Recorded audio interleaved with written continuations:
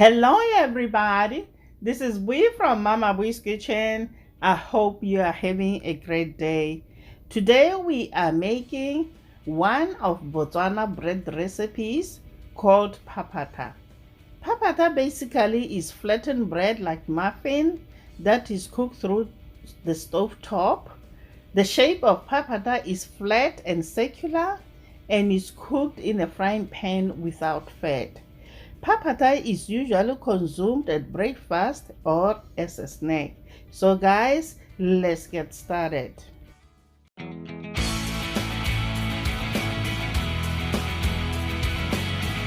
First things first, in a mixing bowl, add in cold water. We are going to also add in sugar. We are also adding salt. We're gonna add bread flour. I'm using bread flour, guys, not all-purpose flour. Add baking powder. Then we're gonna beat this for about 5 minutes till it's soft and pliable. Meanwhile, dust the cutting board with flour and set aside.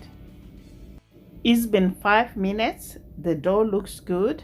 We're gonna remove it from the mixer, then divide the dough into 11 balls. Now take each piece of dough, knead it using your fingertips, then shape it into a round disc, then place it on a floured cutting board.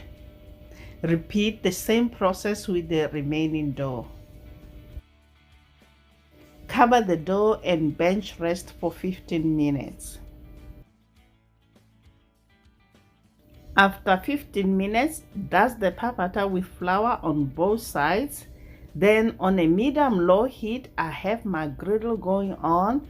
We're gonna place the Phaphatha, leaving the space between them to allow for rising.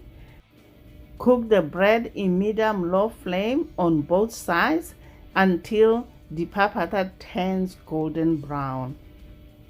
The other thing, guys, when you cook the Phaphatha, make sure your heat is not too high. Otherwise, the bread will burn before it's fully cooked in the inside.